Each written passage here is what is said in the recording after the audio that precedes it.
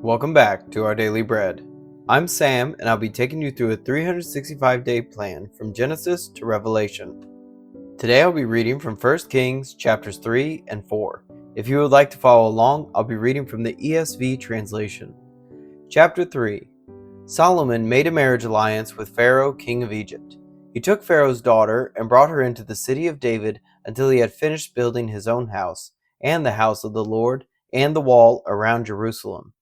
The people were sacrificing at the high places, however, because no house had yet been built for the name of the Lord. Solomon loved the Lord, walking in the statutes of David his father, only he sacrificed and made offerings at the high places. And the king went to Gibeon to sacrifice there, for that was the great high place. Solomon used to offer 1,000 burnt offerings on that altar. At Gibeon the Lord appeared to Solomon in a dream by night, and God said, "Ask what I shall give you." And Solomon said, "You have shown great and steadfast love to your servant David my father, because he walked before you in faithfulness, in righteousness, and in uprightness of heart toward you. And you have kept for him this great and steadfast love, and have given him a son to sit on his throne this day. And now, O Lord my God, you have made your servant king in place of David my father, although I am but a little child. I do not know how to go out or come in. And your servant is in the midst of your people whom you have chosen, a great people, too many to be numbered or counted for multitude. Give your servant therefore an understanding mind to govern your people, that I may discern between good and evil. For who is able to govern this your great people?" It pleased the Lord that Solomon had asked this. And God said to him, "Because you have asked this, and have not asked for yourself long life or riches or the life of your enemies, but have asked for yourself understanding to discern what is right, behold, I now do according to your word. Behold, I have given you a wise and discerning mind, so that none like you has been before you, and none like you shall arise after you. I give you also what you have not asked, both riches and honor, so that no other king shall compare with you all your days. And if you will walk in my ways, keeping my statutes and my commandments, as your father David walked, then I will lengthen your days." And Solomon woke, and behold, it was a dream. Then he came to Jerusalem and stood before the ark of the covenant of the Lord, and offered up burnt offerings and peace offerings, and made a feast for all his servants. Then 2 prostitutes came to the king and stood before him. The one woman said, "O my lord, this woman and I live in the same house, and I gave birth to a child while she was in the house. Then on the 3rd day after I gave birth, this woman also gave birth, and we were alone. There was no one else with us in the house, only we two were in the house. And this woman's son died in the night, because she lay on him. And she arose at midnight and took my son from beside me, while your servant slept, and laid him at her breast, and laid her dead son at my breast. When I rose in the morning to nurse my child, behold, he was dead. But when I looked at him closely in the morning, behold, he was not the child that I had borne." But the other woman said, "No, the living child is mine, and the dead child is yours." The first said, "No, the dead child is yours, and the living child is mine." Thus they spoke before the king.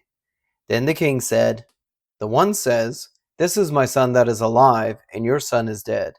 And the other says, 'No, but your son is dead, and my son is the living one.' And the king said, 'Bring me a sword.' So a sword was brought before the king. And the king said, 'Divide the living child in two, and give half to the one and half to the other.' Then the woman whose son was alive said to the king, because her heart yearned for her son, 'O my lord, give her the living child, and by no means put him to death.'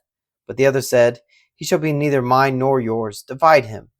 Then the king answered and said, 'Give the living child to the first woman, and by no means put him to death. She is his mother.' And all Israel heard of the judgment that the king had rendered, and they stood in awe of the king, because they perceived that the wisdom of God was in him to do justice. Chapter 4. King Solomon was king over all Israel, and these were his high officials. Azariah the son of Zadok was the priest. Elihoreph and Ahijah the sons of Shisha were secretaries. Jehoshaphat the son of Ahilud was recorder. Benaiah the son of Jehoiada was in command of the army. Zadok and Abiathar were priests. Azariah the son of Nathan was over the officers. Zabud the son of Nathan was priest and king's friend. Ahishar was in charge of the palace, and Adoniram the son of Abda was in charge of the forced labor. Solomon had 12 officers over all Israel, who provided food for the king and his household. Each man had to make provision for 1 month in the year. These were their names: Ben-Hur in the hill country of Ephraim, Ben-Decker in Mechaz, Shelabim, Beth-Shemesh in Elon-Beth-Hanan, Ben-Hesed in Araboth. To him belonged Succo and all the land of Hepher. Ben-Abinadab in all Nephath Dor. He had Tephath, the daughter of Solomon, as his wife. Baana, the son of Alahud, in Tanakh, Megiddo, and all Beth-Shean, that is beside Zerathon, below Jezreel, and from Beth-Shean to Abel-Maholah, as far as the other side of Jokmeam. Ben-Geber in Ramoth-Gilead. He had the villages of Jair, the son of Manasseh, which are in Gilead, and he had the region of Argob, which is in Bashan, 60 great cities with walls and bronze bars. Ahinadab, the son of Iddo, in Mahanaim. Ahimaaz in Naphtali. He had taken Basemath, the daughter of Solomon, as his wife. Baana, the son of Hushai, in Asher and Baloth. Jehoshaphat, the son of Purah, in Issachar. Shammai, the son of Elah, in Benjamin. Geber, the son of Uri, in the land of Gilead, the country of Sihon, king of the Amorites, and of Og, king of Bashan. And there was one governor who was over the land. Judah and Israel were as many as the sand by the sea. They ate and drank and were happy. Solomon ruled over all the kingdoms from the Euphrates to the land of the Philistines and to the border of Egypt. They brought tribute and served Solomon all the days of his life.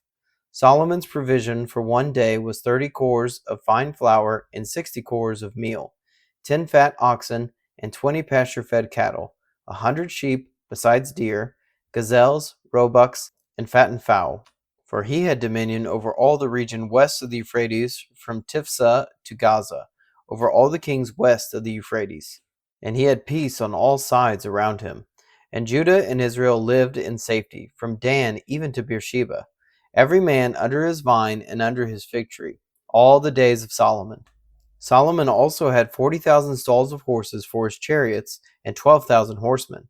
And those officers supplied provisions for King Solomon, and for all who came to King Solomon's table, each one in his month. They let nothing be lacking. Barley also and straw for the horses, and swift steeds they brought to the place where it was required, each according to his duty. And God gave Solomon wisdom and understanding beyond measure, and breadth of mind like the sand of the seashore, so that Solomon's wisdom surpassed the wisdom of all the people of the east and all the wisdom of Egypt. For he was wiser than all other men, wiser than Ethan the Ezrahite, and Heman, Calco, and Darda, the sons of Mahol. And his fame was in all the surrounding nations. He also spoke 3,000 proverbs, and his songs were 1,005. He spoke of trees, from the cedar that is in Lebanon to the hyssop that grows out of the wall. He spoke also of beasts, and of birds, and of reptiles, and of fish. And people of all nations came to hear the wisdom of Solomon, and from all the kings of the earth who had heard of his wisdom. Thank you for joining me today in our Bible reading. You can find us on Substack and YouTube at Up+Out Show, or Our Daily Bread wherever you get your podcasts. Please consider subscribing. If you enjoyed this reading today, please like and share. If you have any thoughts about the verses read, please leave a comment. Thank you and have a blessed day.